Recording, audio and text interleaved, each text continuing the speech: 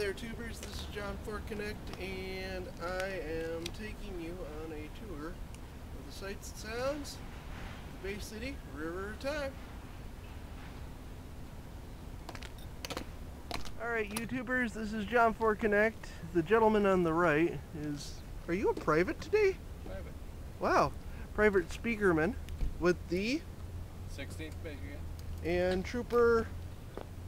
Solomon Staggery from the 5th Michigan Cavalry, sir. Alright, and Company C. You two could tell us a little bit about your impressions. What you would have done, what your jobs would have been, type of thing. Okay. Well, today I'm portraying my ancestor who was in the cavalry. His name is Solomon Staggery. Today, 149 years ago today on this day, he passed away from chronic diarrhea. He was a private up until about May, then he became a bugler. So the picture that we have, the family of him, is holding a bugle with his piping across his chest on his. So I was in the cavalry, I was with the 5th Michigan. Also, our commander was General George Armstrong Custer. So in Gettysburg, we pushed Stewart back so he couldn't get up with Lee to help in Pickett's charge. And Gettysburg was the brigade's first battle as a brigade. Major battle, yes. With the 1st Michigan Cavalry. 6th and 7th, yes? 5th, 6th, and 7th, correct. That's my brigade, so. Okay, well then you would know. Where's your red thing they did not get till the 4th of July of 1863. So after the battle? After the Battle of Gettysburg. And so your ancestor was a bugler. Do you play? No, I do not have any musical talent at all. All my children do, but not me. I have a picture of him. I don't know if you could see it. Oh yes. That is zoom in on it. That is what he looks like. Let us see if we can. Come on, Kylie.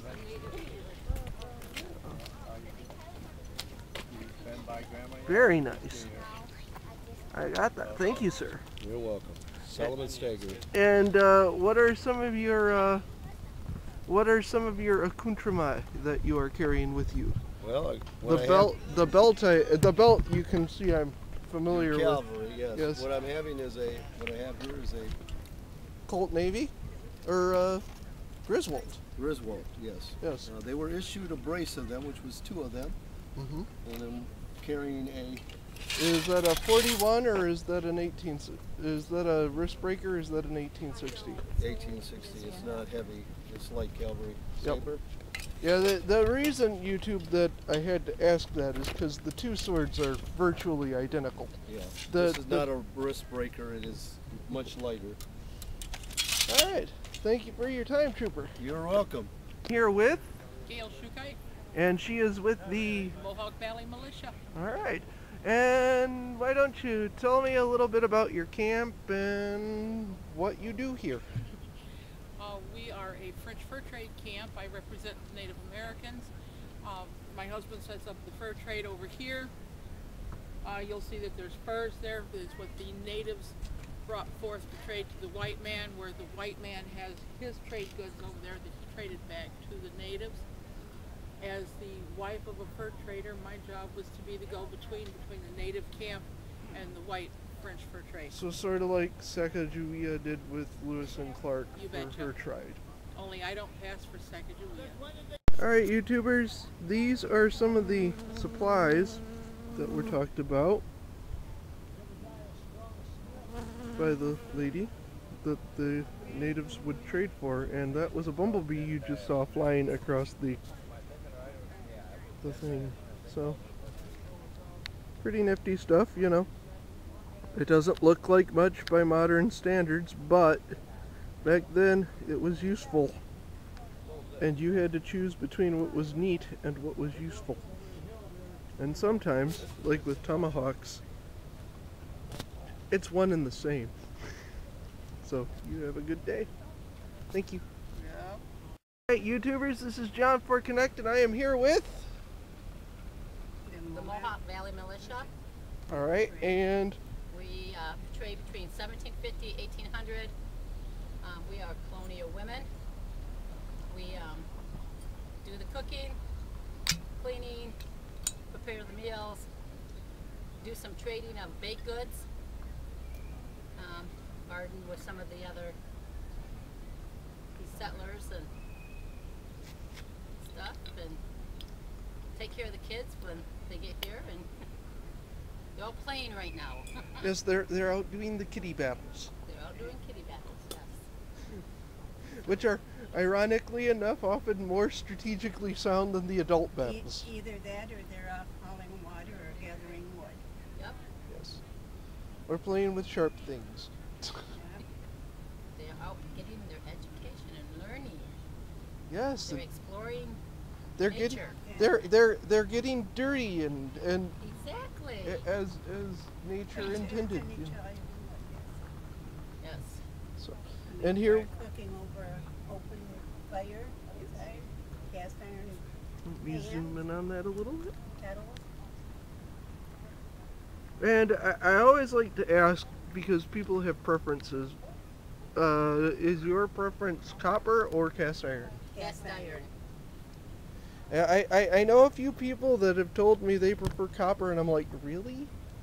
I like cast iron. Cast iron, it keeps your food hotter. Yeah, and it doesn't require as much maintenance. No. Yeah, It lasts longer, so. yeah, because with copper, once that nice metallic sheen on the inside goes away, you can't use that because it's toxic. Exactly. And yeah, it's.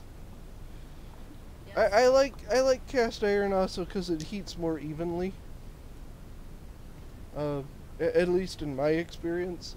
It does. It heats more evenly. Like I said, it cooks with the lid on it. I think it cooks your food faster. It keeps it hotter longer.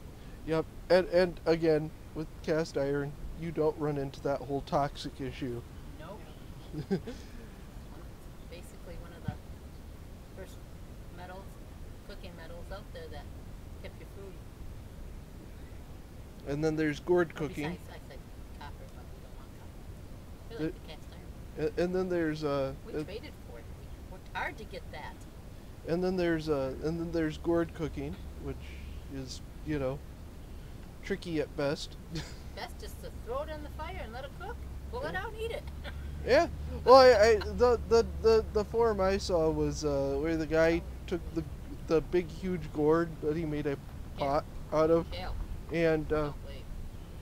he made a pot out of it, and then took stones that he heated in the fire and chucked them into the gourd. And that's great and all, but it really kind of limits you to soups and stews because you need liquid for that to work. In the Dutch oven, I'm going to be making peach cobbler tomorrow night. Oh. I'm gonna Show me. I'm gonna cut here. A proclamation by the king.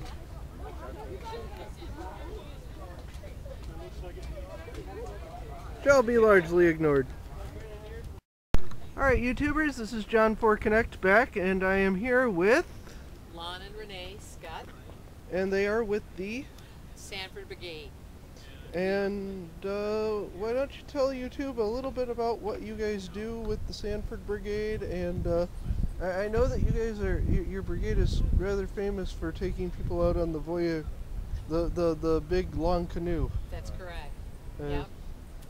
That's because the Voyagers were, and Lon is the expert on this, the Voyagers were the first highwaymen of the river, and they were the ones who delivered the goods, and they did a lot of what they call portage, and they would carry a load of 80 pounds, 80 to 90 pounds on their back across the land to get to the next waterway if they had to. Oh. And And that could be for a prolonged period it could of be time. for a prolonged period of time. They generally were 8 people, eight voyagers. And a big Montreal canoe, 7 to 8 generally. One like that up there, there'd be 4 or 5 at the maximum. And then something like that would it be something like what they would have taken down the Ausable River? No, that one. Yeah, it would have made some really tight turns if they did.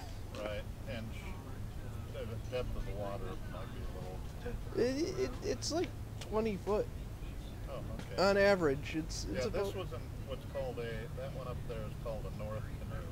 Okay. The Montreal canoes they use from Montreal to the west end of Lake Superior. These were from there on up into northern Canada. Okay, so these were for like larger waters. Well, they were for the Montreal canoes were for the large waterways. They were 35 foot. That one's a 26 foot. Okay. So they would go where it wasn't practical for the large canoes. Yeah, Those would carry about 1.5 to 2 tons of trade goods, where the other Montreal would have 3.5 to 4 tons of trade goods. and if I'm remembering correctly, the wool bundles or the cotton bundles, I forget which they were, but they're the squares made out of Right. the fabric. They would actually lash those to the sides. Yes. The what? The big bundles of the Trade goods. yeah, of the trade goods, but there was one in particular when I was at an event in Port Huron. There was a guy who said that they had these big bundles of cotton or wool. I'm not sure which, but they would actually lash those to the side evenly so that. But that was more or less from what he was saying to cut down on the interior space you were occupying with that good. But to me, it doesn't really. It doesn't make sense to me either, No, because those things were pretty low drafted when they were loaded up.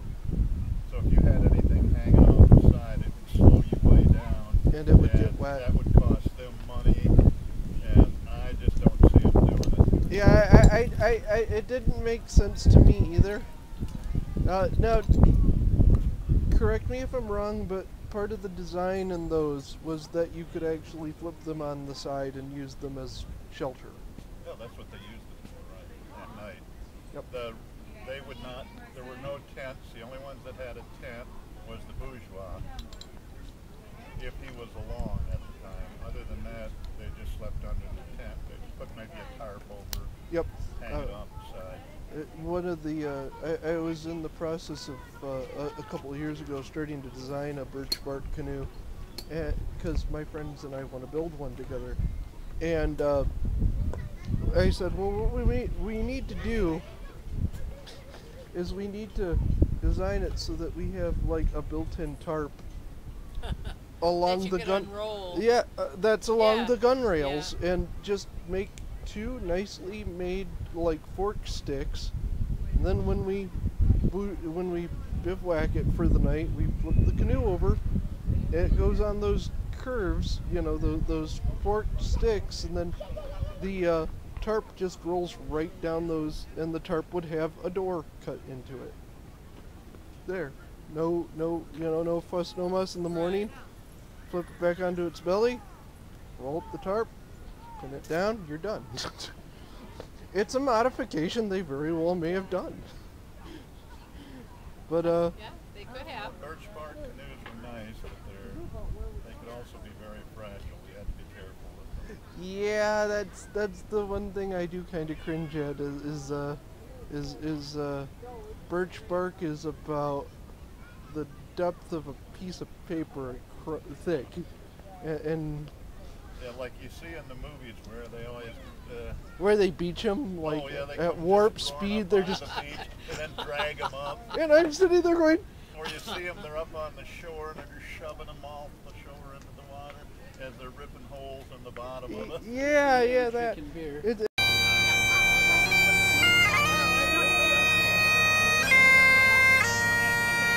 Okay, I'm gonna scoot back over here and again.